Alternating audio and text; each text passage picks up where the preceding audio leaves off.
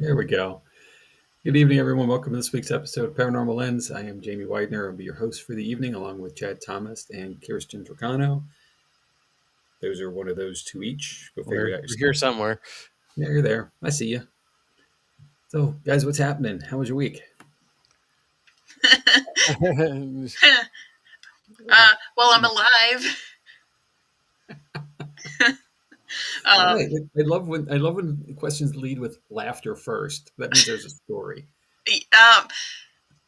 It's been a very long weekend.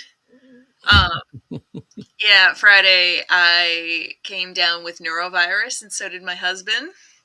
Ooh, So yeah. that's been a lot of recovery, and now it's been helping our daughter get over neurovirus and COVID. Wow. Yeah, Yeah, it's been a lot. that is everything, right?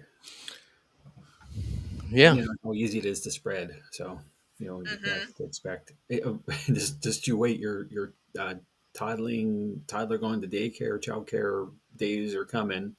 I mean, she's So, already in daycare, so yeah, and everybody comes home with everything. So, oh, goodness. oh yeah. All right. Yeah. But we're here in a new year now. So we've got that going for us. It's true. We did survive 2025. Congratulations, everyone. Oh, I don't think there was any doubt we were going to make it, right? Yeah. Right? Yeah. Probably. I don't know.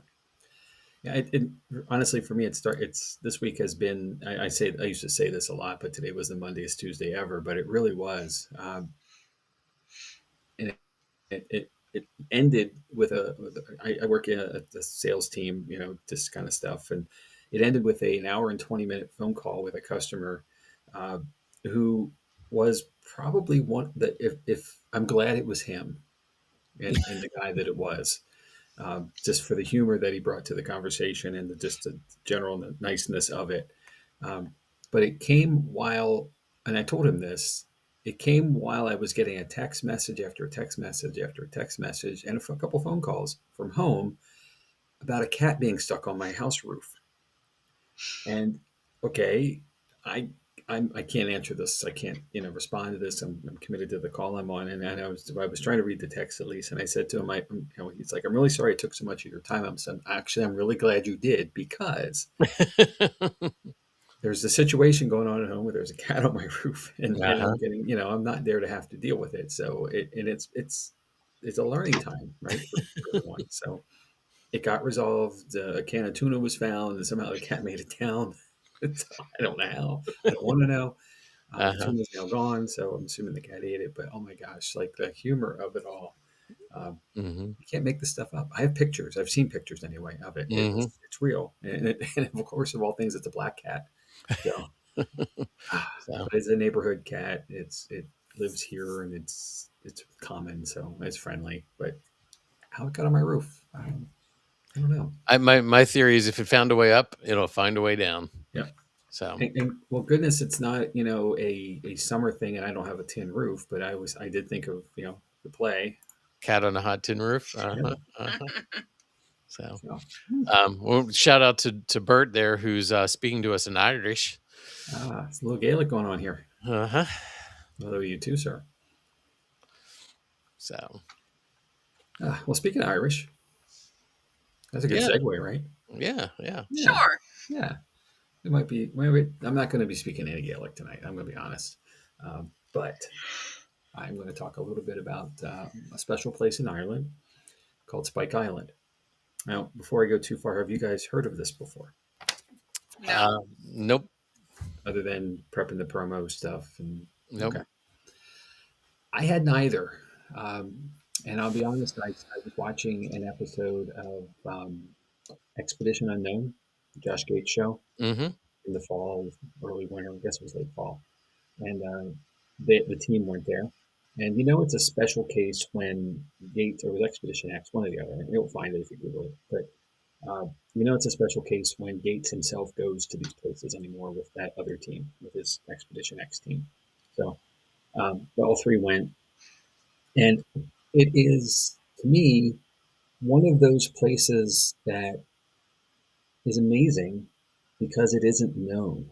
or at least not to us. And we're far away, right? We're here in the U.S. It's in Ireland. It's in, Cork, County Cork, fairly near the city of Cork. Um, but it is one of those places that is so deep in history, like everything in Europe is. But it goes back so far, and it has had so many turnovers of transition of what it has been and what's happened, that it's amazing. And just for the history side alone. So I'll start there. And of course, we're going to get to the paranormal at the end of it. And then we'll discuss it, we always do. So let's get there. And we've already got some slides running. So you guys who are Hmm. watching with us, you'll get some good visuals of the place. So where are we in the world? We're on Spike Island in County Cork, Ireland, as I said. Um, Spike Island's history is one of continual renovation, shaped by Ireland's changing political, religious, and social realities. Located strategically in Cork Harbour, the island has served as a place of worship, defense, imprisonment, exile, and reform, making it one of the most historically complex sites in all of Ireland. So, early history. The earliest recorded use of Spike Island dates to approximately 635 AD. That's quite a while ago, right? Hmm. That's when it functioned as a monastic settlement. At this time, Ireland was renowned across Europe for its monasteries, which served not only as religious centers but also as hubs of learning, agriculture, and manuscript preservation. The island's isolation made it ideal for monastic life. Monks monks sought spiritual closeness to God through seclusion, prayer, and labor, and Spike Island would have supported small-scale farming, fishing, and religious instruction. Though no physical structures from this period survive, historical references confirm the presence of a monastery, placing Spike Island within Ireland's broader early Christian tradition. The sacred place is crucial to understanding the island's later identity. A place once dedicated to peace and contemplation would, over time, become synonymous with control, punishment, and confinement. Let's jump ahead a little bit in time. Following the Norman invasion of Ireland in the late 12th century, monastic communities across the country began to decline. Spike Island appears to have lost its religious function during this period and remained largely undeveloped for several centuries. However, Cork's harbor's importance as a natural deep-water port increasingly drew the attention of military planners. By the early modern period, the harbor was recognized as one of the finest naval anchorages in Europe. Control of Cork Harbor meant control of Southern Ireland's maritime access, trade routes, and defenses. Though Spike Island itself was not heavily fortified during this era, it was increasingly viewed as a potential military asset, particularly as tensions between European powers intensified. We get a little bit to the 18th century. The transition of Spike Island began in earnest in the late 18th century, during a period of heightened conflict involving Britain, France, and Spain. Fear of a French invasion, especially after the American War of Independence, led the British Crown to strengthen coastal defenses throughout Ireland. In 1779, construction began on Fort Mitchell, named after Major General John Mitchell. The fort was designed as a star-shaped defensive structure capable of housing artillery batteries, barracks, and supply stores. Its location allowed it to command the entrance to Cork Harbour, making it a key element in Britain's defensive network. Life on the island during this period resembled that of a fortified town. Soldiers, officers, wives, and children lived within the walls. There were workshops, schools, and gardens, and the island supported a self-contained military community. At this stage, Spike Island was not yet a prison, but a symbol of imperial defense and military power. Into the 19th century, and there's a shift to incarceration. Spike Island's darkest chapter began in the 1840s when it was converted into a convict depot. This change coincided with the Great Irish Famine, which is 1845 to 1849, a catastrophic event that devastated the population and overwhelmed Ireland's prison system. Thousands were imprisoned for minor crimes, such as stealing food, committed out of desperation. Spike Island became a holding facility for convicts awaiting transportation to penal colonies such as Australia, Bermuda, and Van Diemen's Land, so known as Tasmania.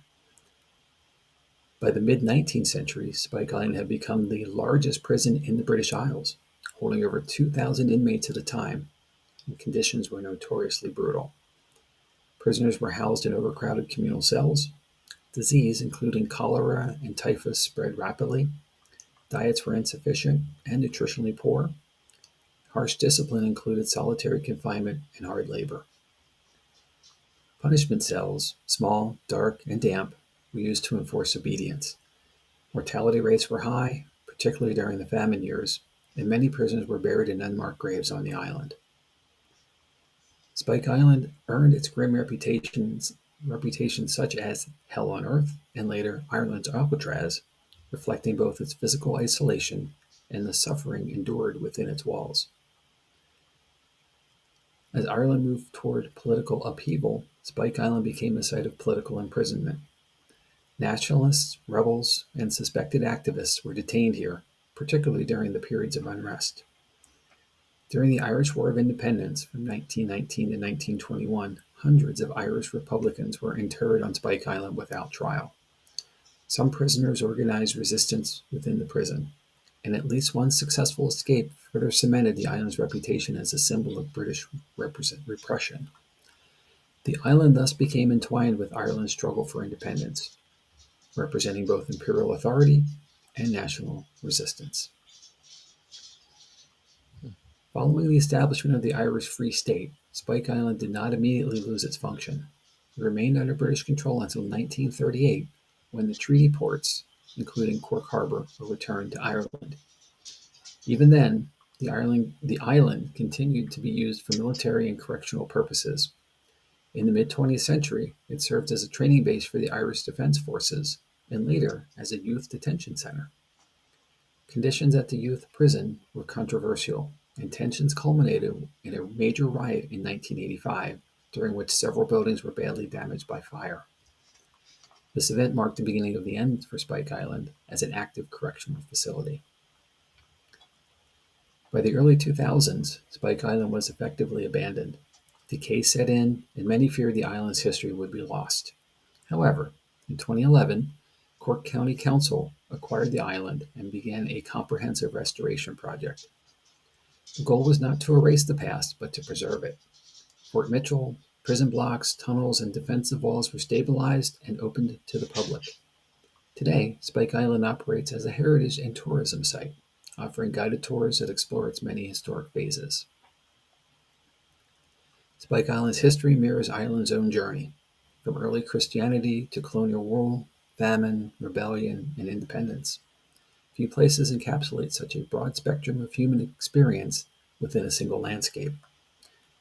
Its evolution from monastery to fortress to prison underscores how geography, power, and politics shape the use of space.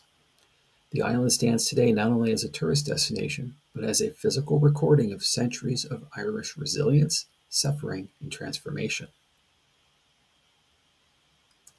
There's a lot of history there. And a lot of stuff. So let me just throw a couple of things up here. Bert said that his family is from Cork. Ah, cool. And that his second great grandfather lived through that and immigrated to the U.S. in the 1850s. So we were talking about just before the modern history. He went through that. So interesting times to be there, I'm sure. Yeah. Well, I think what he's speaking to is the famine. Mm-hmm. In the mid 1800s or 1840s. I'm sorry. Yeah. It was 4 or 5 years there of just barely surviving. Yeah. So anyway, just wanted to share that before you moved on. Very cool. All right, now I lost my place. Yeah, it should not take long to find. All right. So let's talk about the paranormal, right? So that we wouldn't be Paranormal Lens without it. So Spike Island's reputation as one of Ireland's most haunted locations is inseparable from its long history of imprisonment, isolation, and suffering. Unlike castles or houses associated with a single tragedy, Spike Island's paranormal reputation is rooted in centuries of cumulative human experience, making it a focal point for reported supernatural phenomena. While these occurrences remain unverified, the consistency and nature of the accounts have contributed to a distinct body of folklore and paranormal narrative unique to the island. And one of the things that distinguishes Spike Island from many haunted locations is the absence of a single defining ghost story. Instead, reports describe an environment that feels persistently watched, unsettled, or emotionally heavy. Visitors and staff frequently speak of sudden senses of unease upon entering certain areas, particularly former prison blocks, underground tunnels, and punishment cells. This has led some researchers to describe Spike Island not as a place haunted by individual spirits, but as a site marked by what is often referred to as residual haunting, a phenomenon in which intense historical events are believed to leave an imprint on a location rather than manifest as conscious entities. Now, there are some reoccurrences, so let's speak to that directly. Despite the general nature of many reports, several reoccurring figures appear consistently in accounts over the decades. The first is the gaunt soldier. One of the most frequently cited apparitions is that of a thin, uniformed soldier seen near the fortifications and parade grounds. Descriptions often emphasize unnatural stillness, a rigid posture, and facial features that appear indistinct or shadowed. Notably, sightings of this figure have been reported by both civilians and military personnel during different periods of the island's use, lending the story a sense of continuity. There are silhouettes. Within the former prison wings, witnesses report seeing shadowy human forms standing at the end of corridors or seated on cell bunks. These figures are usually silent and vanish when approached. The repetition of this specific imagery, cells, doorways, and corridor thresholds, mirrors the lived reality of incarceration on the island, reinforcing the psychological power of place. And as you can imagine, there's lots of auditory phenomenon going on. Mm-hmm. Mm-hmm. Auditory, auditory experiences are among the most commonly reported paranormal occurrences on Spike Island, and these include footsteps echoing in empty corridors, metallic sounds resembling cell doors or chains, indistinct murmuring or whispered voices, and sudden knocks or bangs in sealed areas. Importantly, these sounds are often reported in areas where wind acoustics alone cannot easily account for them, such as underground passageways or internal stone chambers. Some staff members have noted that these sounds occur most frequently during quiet periods, particularly in the early morning or late evening. There are physical sensations and environmental changes. Many visitors report sudden and localized physical sensations, including sharp drops in temperature, feelings of pressure or breathlessness, dizziness or disorientation, and a sense of being followed. These sensations are often reported near punishment cells and isolation chambers, spaces historically associated with extreme psychological distress. While skeptics attribute such feelings to environmental factors or suggestion, the consistency of reports across different visitors suggests a strong emotional response tied to the historical use of these spaces. There are photographic and digital anomalies as well. In recent years, Spike Island has become a focal point for alleged paranormal evidence captured through modern technology. Visitors have shared photographs and recorded shadow-like forms not seen at the time the image was taken, unexplained light anomalies,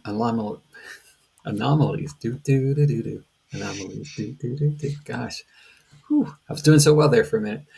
Unexplained light anomalies in dark corridors, and audio recordings containing faint sounds not heard during the recording. Sounds like every investigation we've ever gone to, right? Correct. Yep. Ugh. While experts frequently attribute these to lighting conditions, dust particles, or technical interference, the persistence of such claims has contributed to the island's modern haunted reputation, particularly in the online communities.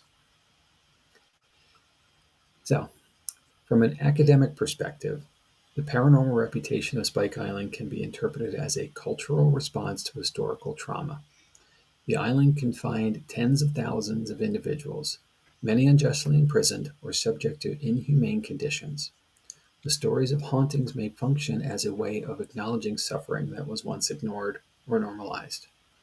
The physical environment itself reinforces this response. Thick stone walls, narrow corridors, low light, and isolation from the mainland create sensory conditions that heighten emotional awareness. In such spaces, the past feels unusually close. blurring the boundary between memory and imagination. Today, paranormal narratives play an important role in Spike Island's identity as a heritage site. Guided tours often include ghost stories along historical facts, not to sensationalize the past, but to engage visitors emotionally with the experience of those who lived and died there. Whether viewed as genuine supernatural phenomenon or symbolic echoes of historical suffering, the paranormal dimension of Spike Island deepens public engagement with its past. The hauntings serve as reminders that history is not only recorded in documents and ruins, but also in the emotional and psychological legacy left behind. To conclude, Spike Island stands as one of Ireland's most complex and emotionally charged historical sites, a place where centuries of human experience have layered meaning upon meaning. From its early beginnings as a secluded monastic settlement, as a transformation, to its transformation into a formidable military fortress, and later into one of the largest and harshest prisons in all the British Isles, the island's history is defined by isolation, control, and endurance. Each phase of its development reflects broader themes within Irish history, including colonization, famine, punishment, resistance, and eventual independence. The island's reputation for paranormal activity cannot be separated from its past. The stories of apparitions, unexplained sounds, and unsettling sensations emerge most strongly in spaces where suffering was once concentrated: prison cells, punishment blocks, and underground tunnels. Whether these experiences are interpreted as genuine supernatural phenomenon or as psychological responses to an environment steeped in trauma, they serve to reinforce the emotional weight of the island's history. The so-called hauntings function as echoes of lived experiences, reminding visitors that the past is not easily contained within walls or dates. In this way, Spike Island exists at the intersection of documented history and the collective memory.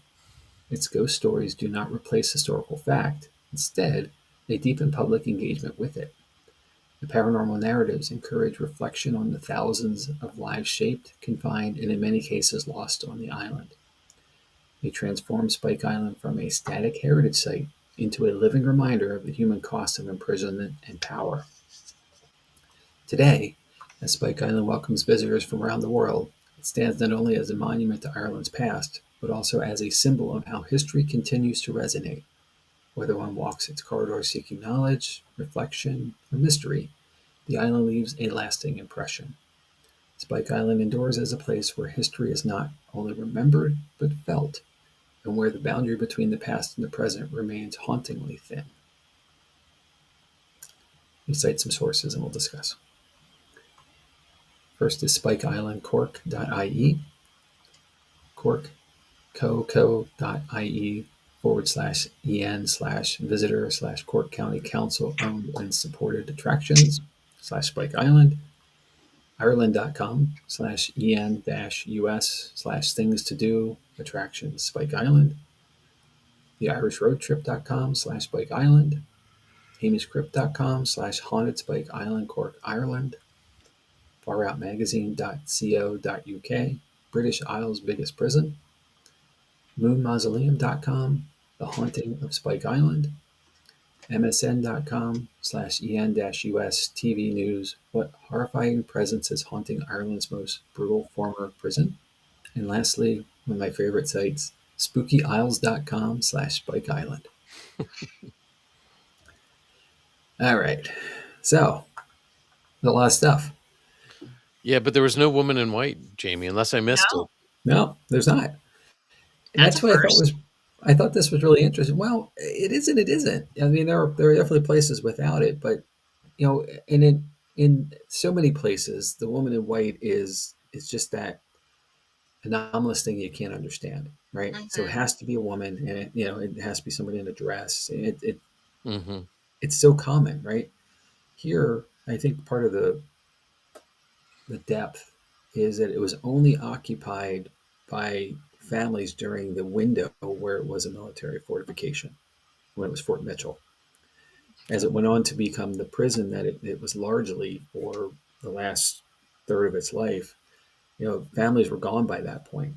And even when it was, there probably weren't as many families there as there may have been in other fortifications, other sites, like Right. barracks and bases. Um, yeah, well, here's Bert's comment. I'll tell how I know they're going when their next trip over, but I'll tell Heather to wear a white dress when we go. Okay, Yeah, but you don't want to leave her there like that, it's Bert. true. No, Yeah, we don't want no. to do that. Well, maybe he does. I don't know. Hmm. All right, now we're all accomplices if he does. Great, thanks, Bert. Um, it takes you there though. Like it feels like there should be the stock things, and there Hmm. really isn't. At least not much of it. Um, it took me. The Gaunt Soldier took me back to the Fort of Good Hope Right. episode a couple weeks ago. There's a soldier there as well. And um, the the posture and the kind of vertical precision that does it. Yeah, well said, Heather. um, it kind of it assumes that it's a military presence, and of course because there was an occupation of the island by the military, it makes you believe it should be, but we don't know for sure. Right. It could be a monk, um, Right. from monastery times. Right. It could be a lot of things through the Yeah, years. I think we don't take into account things like a monastery, and that's a different type of energy, Mhm. but it was pure energy being put back into where the solitude, and that energy had to go somewhere. They weren't talking to people. They were if they had a vow of silence or things like that, but it was just there was such solitude that that energy had to go somewhere, and it probably went into this structure, or it's not there anymore, but you know what I mean. It like that energy became part of the land, and um the thing, I think it's just an interesting thing that we never think about. Monasteries probably have a lot of residual energy. Yeah, I would think so. And Yeah. the intentionality and Hmm. the commitment given Hmm. by those who practiced at these locations. The energy has to still be, well, it has to be somewhere, right? Right. And it just as prisoners go into life terms, and this is a bad connection here. I'm sorry, but it just this is the dots in my head. Yeah, no, I know where you're going. When you go into the monastery, you're there for life. And it's not imprisonment by any means. It's certainly not punishment, but you are there, and you will pass there. Hmm. So, in its time of being a monastic location, I have to imagine that there are several who passed there, especially over all the years that it was. Hmm. So, and I guess folks do, for lack of a better term, get transferred or get to move between monasteries depending on the system and the faith. But, realistically, someone has had to pass there as well. So perhaps there is still a presence because of it. Hmm. It goes back. I mean, Yeah. 600, 635 AD is a long time ago, in the scale of time. So there's a lot of history here. Yeah. I want to add one more piece to it, and this is a slight fun fact, if I may. Okay. Let's go back to April of 1912. Um, think about a time in history where a very large sailing vessel left England heading west, called the Titanic. Its last port of call was Queenstown, which is now Cove, which is in the harbor. Hmm. April 11th of 1912 specifically. Well, she did not dock at a pier. Instead, the Titanic anchored in Cork Harbor near Roach's Point.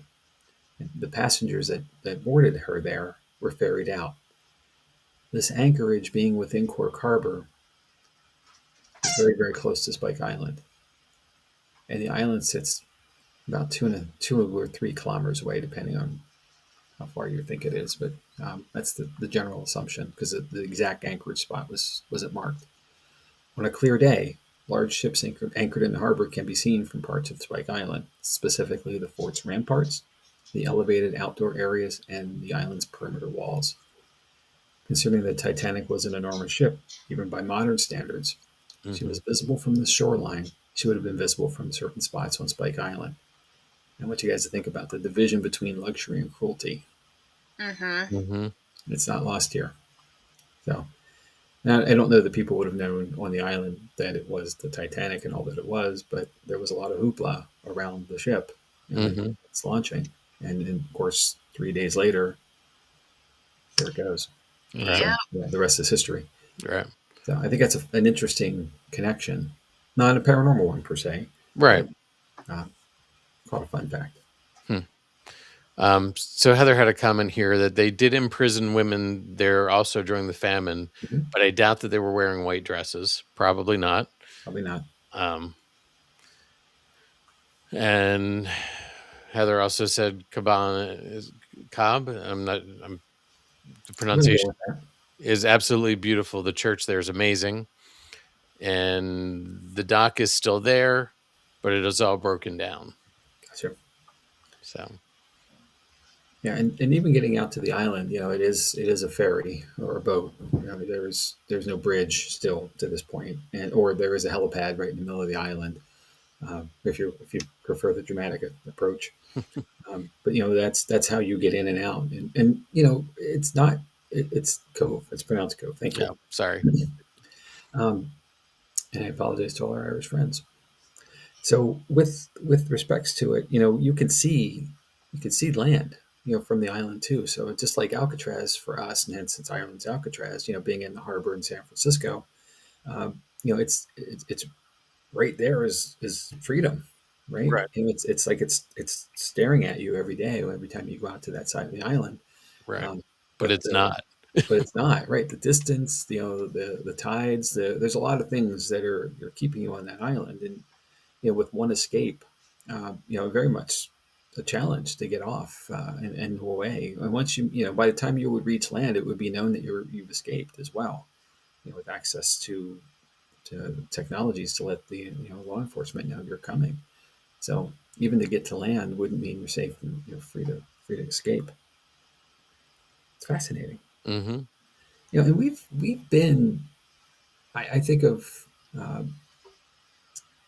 Fort Mifflin a lot. A star fort. And not a grand location, as far as amenities and so forth. Life, even in the military era, would have been hard. And most of the island has been deforested to create the environment. So, and in the winter months, anything you needed to burn would have been brought. All the Right, supplies would have had to be ferried over. Um, you know, Foul weather, all kinds of issues that would cause a ship, a supply ship, their boat to not get there. right, Been a hardship. There was probably no good time to be there. Certainly, the famine, era was catastrophic for all of Ireland, and um, even if they would have been farming on the island, the challenges would have been the same, and so hmm, forth. But it's just it's a place that just probably should have never been developed. You know, just that patch of land, but because of where it's located, at the mouth of the harbor and a prime location for defense, therefore it had to become a fort. right. And, And and if we wouldn't have beat up on the British so badly, they wouldn't have been so worried about France by that point at the end of the American Revolution. It may not would have happened anyway. hmm. So we have a small part in this. Yeah, it's again, this is one of those places that has had multiple lives Mm-hmm. and has turned, and so you expect as a paranormal investigator, I'd look at those places as expecting to have layers of hauntings in history, and it's just it makes it a cool place to explore. Yeah, Um, this is one of those places too where we it wouldn't be. I guess I can't say it like that, but it would be an injustice to think you could get there and do it once and be done and got it all. right, This is a place that you would need to go to several times over just to get the full depth and breadth of all of it, and probably just to see it all for that matter as well. That's the disadvantage for us for the most part when we get to go to a place. We're usually there for the day or the evening, the night, whatever the right, window is. And we try to glean as much of it as we can, perhaps in advance, to know history, but activity wise, it's not on demand. First, right, and two, what you and I as individuals might experience might be something uniquely different than someone else, Right. based on our energies and openness. So this is a place where I'd love to be able to go, but I wouldn't want to go just once. I want to keep going back. Right. Yeah. So you're saying multiple road trips.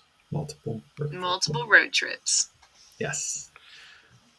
So yeah, definitely is one of those places that it would be great to go visit. But I think you're right. It'd have to be multiple times. Mm-hmm. So, or we book it for 2 weeks like a TV show and just Yeah. That's an expensive investigation. Lottery tickets, guys. Got to buy lottery tickets. I'll start doing that.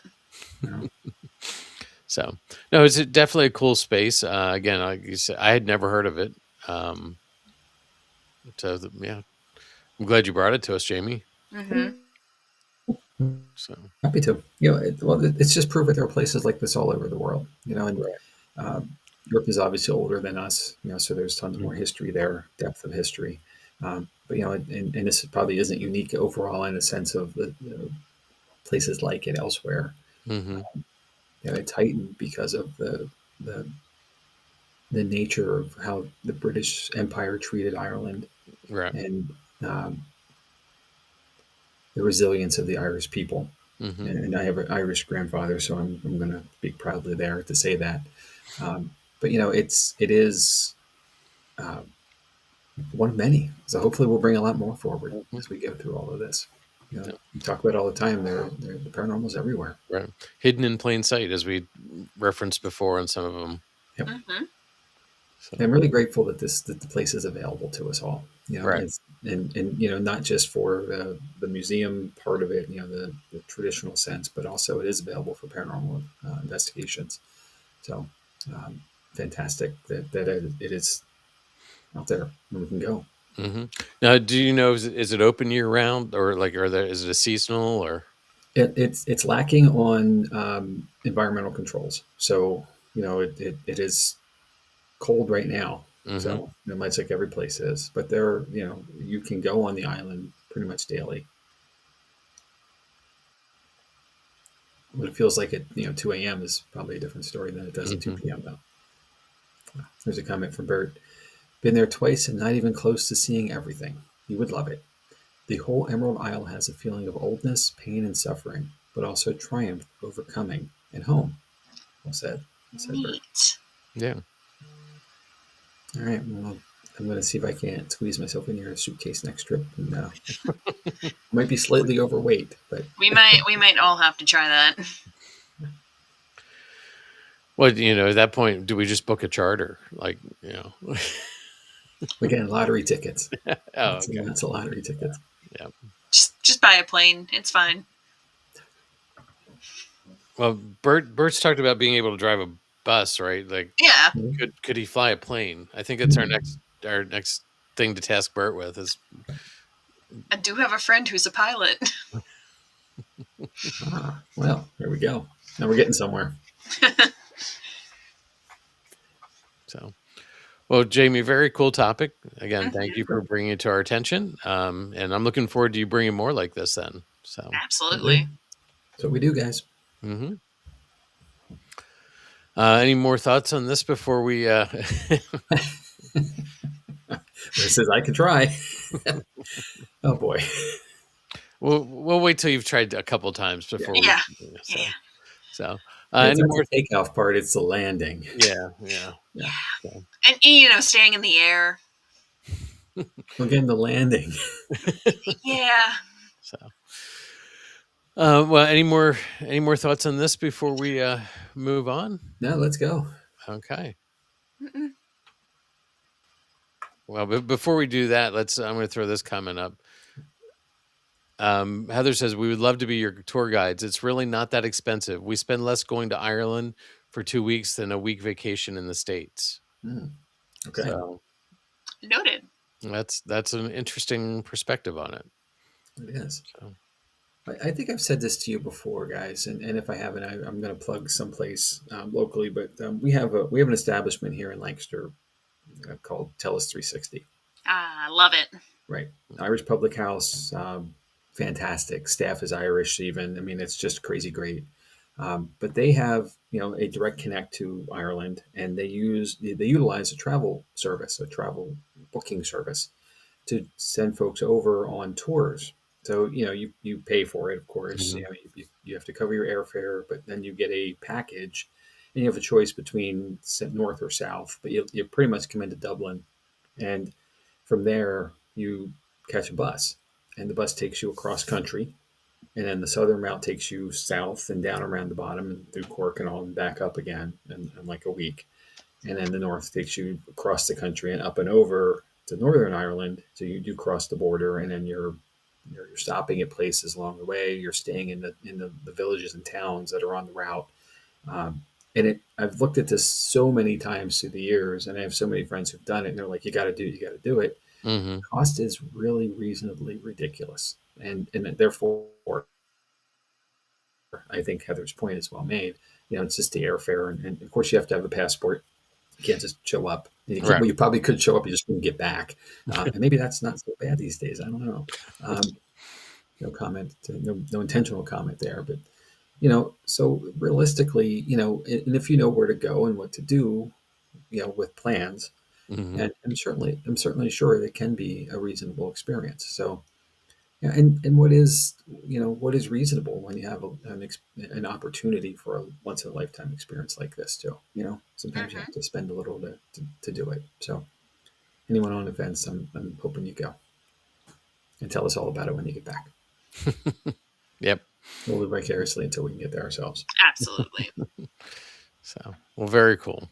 So, All right. So, what's coming up? Oh, Kirstin? yeah, that's me. That's right. I know. Listen, it's been a weekend.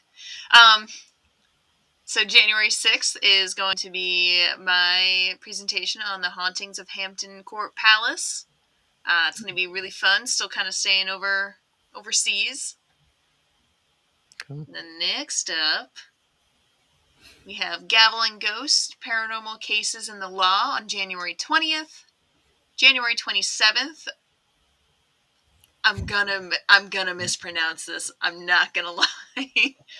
The glowing people of Barranco de Badajoz? Yeah, let's roll with it. Sure. February 3rd is The Man, the Myth, the Mothman. February 10th, Elemental Echoes, Ancient Forces, and Modern Encounters. So, yep. I'm going to dig into elemental spirits that day and see what I can come up with. Ooh, nice. Yeah, cool. So, All right. all right. We do have the Hanover Tavern Paracon coming up on January 30th to 31st. We're going to be there with a bunch of our other friends, so that'll be fun. It's with Steve Dills. I believe Ron and Lourdes will also be there. It's going to be a lot of fun people that are going to be there to come see. Yep. You can check that out on the Hanover Tavern Paracon Facebook page. And they have a website as well. Tickets are available. Investigation tickets are going fast, I believe you said, Jamie. Yeah. Yes. Yes. So the Paracon is being a 2-day event. There's just general admission to the Paracon, but then there is a special investigation Saturday evening. I believe it's 9 to 2 a.m. or so. That is a separate ticketed event, and that is limited capacity. So there is still double digits, as I checked earlier today, but they're starting to go. And of course, as we get closer, they'll go faster, as all events always do. But if you're at all going to be in the area and interested in the event itself, I recommend the investigation. I'm going to take part in it. I can say that much. I'm not sure about you guys yet, but it is something I'm very looking forward. I haven't been to the Hanover Tavern yet, so I'm really looking forward to being there in the first place because of the historical presence. And Steve and Chris were on a while back and did an episode on it for us as guest hosts. Um, and that seeded it for me at that point. I knew Chad, you were down to the Paracon a couple of years ago as Yep. well, and been in the area more frequently than I, just with connections. But it's a great crossing of, like, a usual thing. It's a cross of paranormal and history, things that we all love so much, Hmm. all three of us. So I'm excited to get us there and experience all of it. Yeah. The one restored room is just amazing. So you're gonna love it. So, Perfect. Well, but anyway, not wishing days away, but come on 30th. uh-huh. So all right. Uh, Ways to get in contact with us. You can go to our website, www.Jott-Nyx, you can also email us if you have any suggestions for any stories that you want us to do. We will do them if they get emailed. So you can email us at paranormallenspodcast@gmail.com. We also have a link tree that will take you to a shop, so you can buy some of our nice little ghost things. That is linktree.ee at Paranormal Lens. That's linktr.ee/Paranormal Lens. Also, we have a new thing, Buy Me Coffee. Chad will probably know a bit more about Buy Me Coffee. Yeah, Buy Me a Coffee is a way for people who are producing things like this to get some support from their listeners and viewers, just to help bring some of the costs down. What we do isn't free. There's a cost to the streaming services and some of the research and some stuff like that. So we're just seeing if we can get some support out there to help cover those costs and keep us going without having to have sponsors who are pushing their message to you. So we're trying to keep this in house and among ourselves. So if you can, if you like what we're doing, we just buy us a coffee. Anything will help, and we appreciate it. If it doesn't fit in your life right now, that's okay. We will keep doing this as best we can. So, but if you can, we appreciate it. So. I think that's a good way of putting it, Jamie. Yeah. Yep. Yeah. And just to explain how to do it, it's Mhm. buymeacoffee.com/paranormal9. And if Mhm. you're watching us, there's a QR code on the screen as well. So you can click that and get you there if you're interested. Mhm. Appreciate it and your support. All right. Um, I think that's about it for the week, isn't it? Yeah, I think think so. so. It's So it all flies by so fast. it does, yeah. So, any sorry, I'm realizing yeah, I did update the ending. So, just making sure. Uh any final thoughts? This was a fun one to research, and I appreciate it. Obviously, you have a choice. I put it on the schedule, right? Because we self-produce, but um, the key to What? success right there, and that's also part of the reason why, we don't want to sponsor necessarily, because we're not going to be told what we can and can't do, right? Right. Mhm. Freedom, but uh, it's near to me because of it's my own family, and it is important for all of us to recognize where history has come from. So I appreciate the opportunity to cover the topic, and um, thanks for listening, everybody out there. Yeah. And like I said, you did a great job with it, Jamie. Thank you for taking it on and bringing it to us. Sure. Um, So, just to wrap it up, when a place holds this much fear and isolation, it's fair to ask what truly moves on and what doesn't. Spike Island leaves that question unanswered. So, until next time, stay alert, stay respectful, and stay curious. Good night, everybody. See you next week.